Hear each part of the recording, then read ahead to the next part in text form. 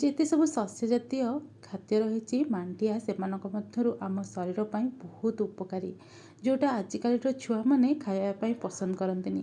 କିନ୍ତୁ ଆମେ ଯଦି ତାକୁ ଚାହିଁବା ସେଇ ମାଣ୍ଡିଆରେ ଅନେକ ପ୍ରକାର ସୁଆଦିଆ ରେସିପି ବନେଇକି ସେମାନଙ୍କୁ ଖୁଆଇ ପାରିବା। ତ ସେମିତି ଆଜି ମୁଁ ଆପଣମାନଙ୍କ ପାଇଁ ନେଇକି ଆସିଛି ମାଣ୍ଡିଆ କାକେରା, କିନ୍ତୁ ବିନା ଚିନି ନଡ଼ିଆ ଗୁଡ଼ ଦ୍ୱାରା ଆମେ ଆଜି ବନେଇବା, ଯେଉଁଟା ଛୁଆମାନଙ୍କୁ ବହୁତ ପସନ୍ଦ। ନମସ୍କାର, ମୁଁ ପ୍ରିୟଦର୍ଶିନୀ ଆପଣମାନଙ୍କୁ ଅନେକ ଅନେକ ସ୍ୱାଗତ କରୁଛି ମୋ ୟୁଟ୍ୟୁବ୍ ଚ୍ୟାନେଲକୁ। ତ ପ୍ରଥମେ କ'ଣ କରିବା ନା, ମାର୍କେଟରେ ଏଇ ମାଣ୍ଡିଆ ଆପଣମାନଙ୍କୁ ସହଜରେ ମିଳିଯିବ। ତ ମାଣ୍ଡିଆକୁ ଆପଣମାନେ ଭଲ ଭାବରେ ଧୋଇକି ତାକୁ ଶୁଖେଇକି ଏମିତି ଗୋଟେ ପାଉଡ଼ର ବନେଇ ନେବେ, ଯାହାଦ୍ୱାରା ଆପଣମାନେ ଷ୍ଟୋର୍ କରି ବହୁତ ଦିନ ଯାଏ ରଖିପାରିବେ। ସେଥିରେ ରୁଟି, ପରଟା, ପୁରୀ ଏବଂ କାକେରା କି ଏମିତି ପୁରଦିଆ କାକେରା ବନେଇ ପାରିବେ, ବା ଛୁଆମାନଙ୍କ ପାଇଁ ଜଳଖିଆ ମଧ୍ୟ ବନେଇ ପାରିବେ। ତ ଏଇ ମାଣ୍ଡିଆ ଚୁନାରୁ ମୁଁ ନେଇଯାଇଛି ଗୋଟେ ଫୁଲ୍ ଗିନା। ତାପରେ ଯେତିକି ଆମେ ମାଣ୍ଡିଆ ଦେବା ସେଇ ଗିନାରେ ଫୁଲ୍ ଗିନା ଦେଇଦେବା ଅଟା। এই ମାଣ୍ଡିଆ ଏବଂ ଅଟାକୁ ପ୍ରଥମେ ଆମେ ମିଶାଇ ନେବା। ଏହି ରେସିପିକୁ ଆପଣମାନେ ଫୁଲ୍ ୱାଶ୍ କରନ୍ତୁ, ଦେଖିବେ ବହୁତ ବଢ଼ିଆ ଲାଗିବ। ଘରେ ନିହାତି ଭାବରେ ଟ୍ରାଏ କରିବେ। ଏବେ ମାଣ୍ଡିଆ ଅଟାକୁ ଭଲ ଭାବରେ ମିଶାଇ ନେବା। ମିଶାଇ ସାରିଲା ପରେ ଏପଟେ ମୁଁ କଡ଼େଇରେ ପାଣି ଗରମ କରିନେଉଛି। ମନେ ରଖିବେ, ଯେତିକି ଆପଣମାନେ ମାଣ୍ଡିଆ ନେଇଥିବେ, ମାନେ ଯେଉଁ କପ୍ କିମ୍ବା ଗିନାରେ ମାଣ୍ଡିଆ ନେଇଥିବେ ସେଇଥିରେ ଆପଣମାନେ ଡବଲ୍ ପାଣି ଦେବେ। ପାଣି ଗରମ ହୋଇସାରିଲା ପରେ ସେଥିରେ ଆମେ ଗୋଟେ ଚାମଚ ତେଲ ଦେଇଦେବା ଏବଂ ପାଣି ଫୁଟିଗଲା ପରେ ଆମେ ଏଇ ଯେଉଁ ମାଣ୍ଡିଆ ଏବଂ ଅଟାକୁ ମିଶାଇକି ରଖିଥିଲେ ତାକୁ ଆମେ ଅଳ୍ପ ଅଳ୍ପ କରି ଗୋଟେ ହାତରେ ଦେଇ ଚାଲିବା, ଗୋଟେ ହାତରେ ଗୋଳେଇ ଚାଲିବା। ଏମିତି କରିବା ଦ୍ୱାରା ଆପଣମାନଙ୍କର ଜନ୍ତୁଣୀଟି ବିଲକୁଲ ବି ଗେଟା ଗେଟା ରହିବନି, ପୁରା ବଢ଼ିଆ ଭାବରେ ସ୍ମୁଥ୍ ଭାବରେ ଆମର ଜନ୍ତୁଣୀଟି ପ୍ରସ୍ତୁତ ହୋଇଯିବ। ଯେମିତି ଆପଣମାନେ ଭିଡ଼ିଓରେ ଦେଖୁଛନ୍ତି ସେହିପରି ଭାବରେ ବନେଇବେ। ତ ଏଇ ଦେଖନ୍ତୁ, ଭଲ ଭାବରେ ଆକୁ ମୁଁ ଗୋଳେଇକିନା ଜନ୍ତୁଣୀ ବନେଇ ନେଇଛି। କଡ଼େଇରୁ ମଧ୍ୟ ଭଲ ଭାବରେ ଛାଡ଼ି ଆସିଲାଣି। ଏବେ ଆମେ କ'ଣ କରିବା ନା, এই ଜନ୍ତୁଣୀକୁ କିଛି ସମୟ ଥଣ୍ଡା ହେବା ପାଇଁ ଦେବା। ତ ମୁଁ କଭର୍ କରିକି ଆକୁ ଥଣ୍ଡା ହେବା ପାଇଁ ଛାଡ଼ି ନେଉଛି।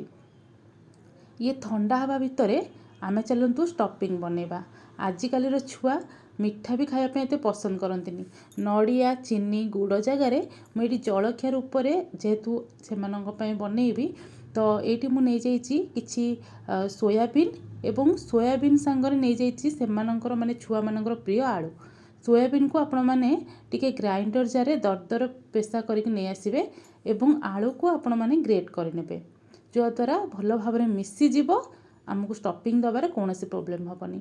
ଏପଟେ କଡ଼େଇ ଗରମ କରିକି 2 ଚାମଚ ରିଫାଇନ୍ ତେଲ ଗରମ କରିବା, ସେଥିରେ ଜିରା ଦେଇକି ତାକୁ ଭଲ ଭାବରେ ଫୁଟେଇ ନେବା ଏବଂ ସେଇଥିରେ ଦେଇଦେବା ଆମେ ଗୋଟେ ବଡ଼ ସାଇଜ୍ର କଟା ପିଆଜ। ପିଆଜକୁ ହାଲକା ଟିକେ ଭାଜିବା। ହାଲକା ଭାଜିଗଲା ପରେ ଆମେ ଏଥିରେ ଦେଇଦେବା ଅଦା ରସୁଣ କଞ୍ଚା ଲଙ୍କାର ଛେଚା।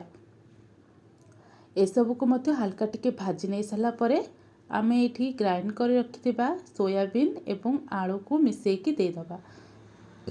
ତେଲରେ এই ସୋୟାବିନ୍ ଆଳୁକୁ ଭଲ ଭାବରେ ଟିକେ ମିଶାଇକି ଭାଜି ନେବା। ମନେ ରଖିବେ, ସୋୟାବିନ୍ର ଭାଗଟା ଟିକେ ଅଧିକ ଦେବେ, ଆଳୁ ବାସ୍ ଆମେ ବାଇଣ୍ଡିଂ ପାଇଁକି ଦେଉଛେ। ତ ଏଇଠି ଦେଖନ୍ତୁ, ଆମର ଆଳୁ ଏବଂ ସୋୟାବିନ୍କୁ ଭଲ ଭାବରେ ମିଶାଇକି ଭାଜି ନେଇଛି। ଏବେ ଆମେ ହଳଦୀ ପାଉଡ଼ର, ଲୁଣ, କରି ପାଉଡ଼ର ଏବଂ ଲଙ୍କା ପାଉଡ଼ର, ମାନେ ଏଇଠି ମୁଁ କାଶ୍ମୀରୀ ଚିଲି ପାଉଡ଼ର ଦେଇଛି। ତାପରେ ଏଥିରେ ଗୋଟେ ଚାମଚ ଆମେ ଚିକେନ୍ ମସଲା ଦେବା।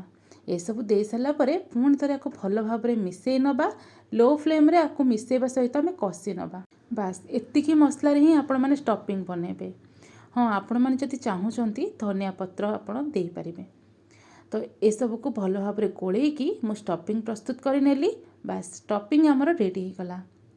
ଆମେ ଯେଉଁ ମାଣ୍ଡିଆର ଜନ୍ତୁଣୀକୁ ରେଷ୍ଟ ଦେଇଥିଲେ ତାକୁ ଦେଖିନେବା। ଜନ୍ତୁଣୀଟି ଆମର ବଢ଼ିଆ ଭାବରେ ସେଟ୍ ନେଇଯାଇଛି, ଆଉ ଟିକେ ଥଣ୍ଡା ମଧ୍ୟ ହୋଇଗଲାଣି। ଏବେ ଆମେ ୟାକୁ ଗୋଟେ ଥାଳିକୁ କାଢ଼ି ନେବା। ଏବେ ଜନ୍ତୁଣୀକୁ ଟିକେ ଚକଡ଼ି ନେବା। ଚକଡ଼ିବା ଆଗରୁ ମୁଁ ଆଉ ଅଳ୍ପ ଟିକେ ତେଲ ଦେଇ ଦେଉଛି। ଆପଣମାନେ ହାତରେ ମଧ୍ୟ ତେଲ ଲଗାଇକି ଚକଟି ପାରନ୍ତି। ଏବେ ଆପଣମାନେ ଦେଖିପାରୁଥିବେ ଥାଳିରେ ବିଲକୁଲ ବି ଆମର ଏଇ ଜନ୍ତୁଣୀଟି ଲାଗୁନି। ତ ଏମିତି ଭାବରେ ଟିକେ ଭଲ ଭାବରେ ଚକଟି ନେବେ।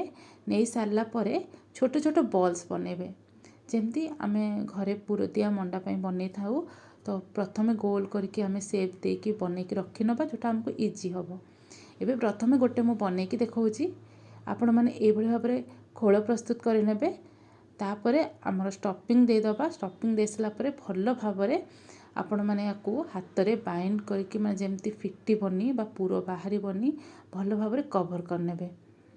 ଯେତେ ସୁନ୍ଦର ଭାବରେ ବା ବହୁତ ଆପଣମାନେ ପୁର ଦେବେ ଏ କାକରାଟା ଖାଇବା ପାଇଁ ସେତେ ବଢ଼ିଆ ଲାଗିବ। ଆଉ ହଁ, ଗ୍ୟାରେଣ୍ଟି ଦେଇ କହୁଛି, ଛୁଆମାନଙ୍କୁ ଦିଅନ୍ତୁ, ଦେଖିବେ ସେମାନେ ବିଲକୁଲ ବି ଜାଣିପାରିବେନି ଏଇଟା ଆପଣମାନେ ମାଣ୍ଡିଆରେ ପ୍ରସ୍ତୁତ କରିଛନ୍ତି ବୋଲି। ଏହିପରି ଭାବରେ ସବୁ କାକରା ବନେଇକି ରେଡ଼ି କରିନେଇଛି। ଏବେ ତେଲକୁ ଆମେ ମିଡ଼ିୟମ୍ ଫ୍ଲେମ୍ରେ ଗରମ କରିସାରିଲା ପରେ ଆପଣମାନଙ୍କର କଡ଼େଇ ଅନୁସାରେ ଆମେ କାକରା ପିଠାକୁ ଛାଣିବା। ଅଧିକ ଦେବେନି ଯେ ଏହା ଛାଣିବା ପାଇଁ ଆପଣମାନଙ୍କୁ ପ୍ରୋବ୍ଲେମ୍ ହେବ। ଆରାମସେ ଯେମିତି ଆପଣମାନେ ଓଲଟ ପାଲଟ କରିପାରିବେ ପିଠାକୁ, ସେଇଭଳି ଭାବରେ ଆପଣମାନେ ପିଠା ଗୁଡ଼ାକ ଦେବେ।